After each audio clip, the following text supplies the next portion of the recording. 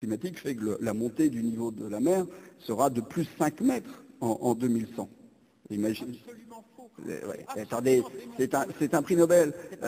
Annie Cazenave, Non, mais- qui est membre du GIEC, favorable aux théories que vous défendez, remarquable scientifique, chercheuse à Toulouse, a fait mercredi dernier un exposé le plus à jour sur l'évolution du niveau des mers à 2100. Elle a rappelé que cette valeur de 6 mètres était une erreur de communication qui correspondait à la fonte dont j'ai parlé pendant 3000 ans. Elle a redonné les pires estimations de valeur du niveau de la mer pour 2100. Ces estimations dans le rapport du GIEC sont de 35 cm plus ou moins 15, et dans le pire des rapports qu'elle nous a montré, c'est multiplié par 2, c'est-à-dire 70 cm. Aucune estimation ne dépasse le mètre de l'avis de la plus compétente des Françaises qui est favorable au GIEC. Bon, c'est donc faux. Mais oui, mais c'est plein de trucs comme ça. Non, mais attendez. Moi, je veux bien, mais déjà la virulence de votre réaction m'interpelle un peu. C'est-à-dire, moi, je viens de dire, il y a des scientifiques qui vont plus loin, et nous, en termes de probabilité, on essaye de rester sur ce qui nous semble aujourd'hui le plus probable.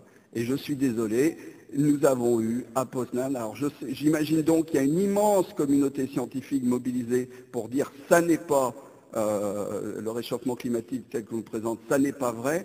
Eh bien, ces dizaines de milliers de scientifiques mobilisés que vous nous présentez, je suis quand même extrêmement surpris, s'ils sont responsables, de ne pas les voir à Poznan, de ne pas les voir à Bonn cette semaine, où l'on voit, oui, mais enfin attendez, il y a plein d'ONG qui n'étaient pas invitées, qui considèrent que c'est leur responsabilité citoyenne d'être présents et de dire les choses, alors que ces 30 000 scientifiques ne soient pas capables de s'organiser pour être présents dans une conférence aussi ouverte que bonne, me fait penser qu'ils ne sont peut-être pas 30 000 et qu'ils ne sont peut-être pas si nombreux. Moi, je trouve que là, vous avez une manière de présenter les choses qui... je suis venu d'une manière extrêmement ouverte aujourd'hui. En termes de responsabilité, la vitesse de ce qui est mesuré depuis une vingtaine d'années, ce que l'on voit en termes de souffrance humaine sur le bassin du Sahel, ce que l'on voit sur la rapidité de la fonte, ce que l'on voit sur la puissance des ouragans aujourd'hui. On a un faisceau d'éléments aujourd'hui extrêmement important. Alors je veux bien que vous remettiez tout en cause, que le pôle Nord n'a pas fondu ces 2 dernières années, mais là on rentre dans un débat qui devient impossible. Et c'est vous qui sortez du débat scientifique. Moi non, attendez. Non mais attendez, vous me laissez. Moi j'essaye de... Vous êtes passé à la souffrance, et que je ne nie pas. Bon. Moi, je parle de degrés, donc vous venez... On est micro, mais... Excusez-moi, je disais, c'est là que vous êtes passé à la souffrance. Je ne la nie pas un instant. Bien. Je ne la nie pas un instant. Je ne suis pas en train de parler de souffrance, je suis en train de vous dire, vous ne pouvez pas faire dire aux courbes de température que je vous ai montrées autre chose que ce qu'elles disent. Je ne vous dis pas que ça ne se traduit pas par de la souffrance. S'il vous plaît, laissez terminer Monsieur Vincent Courtillot.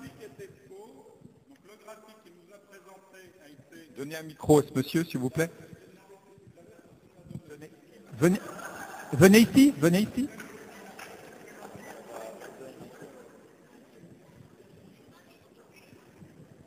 Je crois que ça a réveillé tout le monde, c'est bien. Donc c'est bien que le débat scientifique revienne au niveau scientifique, oui, parce que c'est important aussi.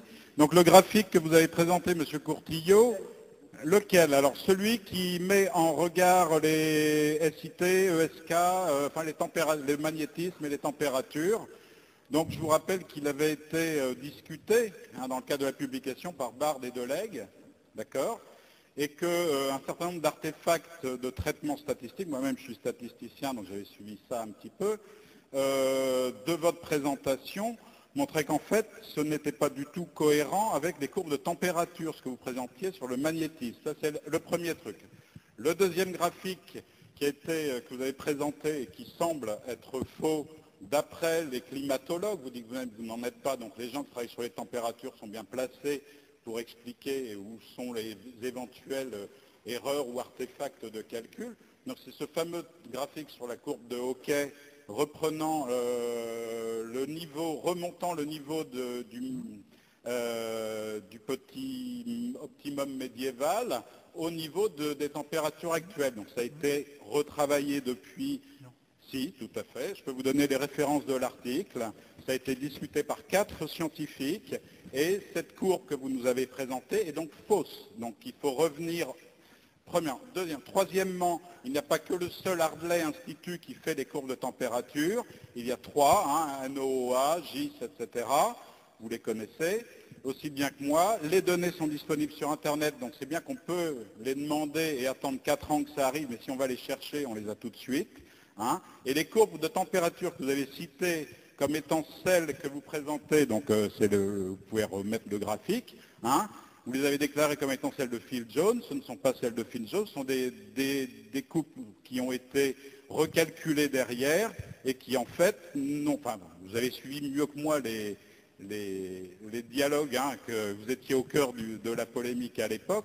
Donc ce qui m'a étonné, moi, et choqué, je vous l'avoue, et c'était la remarque de monsieur tout à l'heure, c'est que vous présentiez comme des choses scientifiques, quelque chose qui a été discuté dans l'enceinte de la science réfutée, la falsification des faits, eh bien le processus qui fait avancer la science, les faits que vous avez présentés ont été falsifiés, rendus faux, en d'autres termes, et ce qui m'étonne, c'est que dans une conférence publique avec des collégiens à l'étage, vous vous permettriez de remettre sur le tapis ce type de données que la science avait invalidé. Voilà. Donc c'est cet aspect-là qui m'a étonné. Donc vous vouliez 3 courbes, voilà les 3 courbes. Je vous rappelle qu'on peut trouver toutes ces informations-là sur les publications scientifiques et qu'elles ne sont pas accessibles au grand public, mais je suis désolé.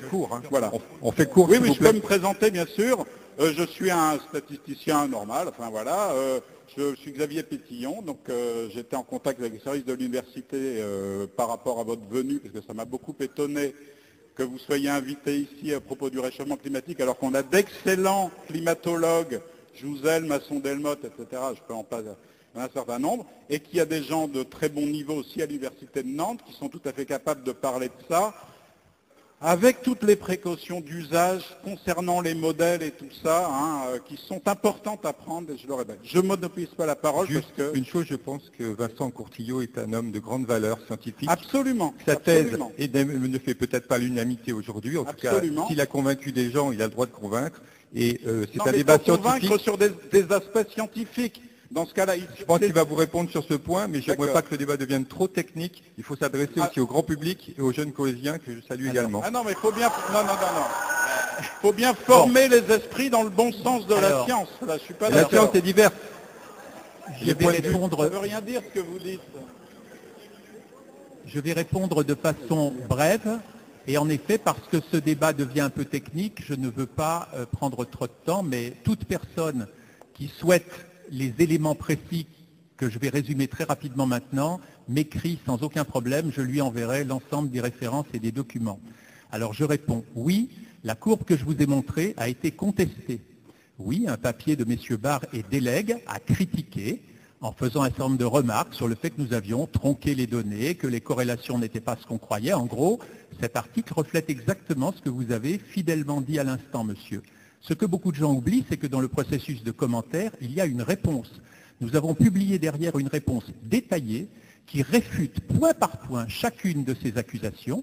J'ai exposé devant 150 personnes à l'Académie des sciences pendant un exposé d'une demi-heure, document par document, sous le regard de mathématiciens, de statisticiens et de physiciens, la raison pour laquelle les commentaires de Barr et de Legge étaient erronés parce qu'il y avait des choses qu'ils n'avaient pas comprises.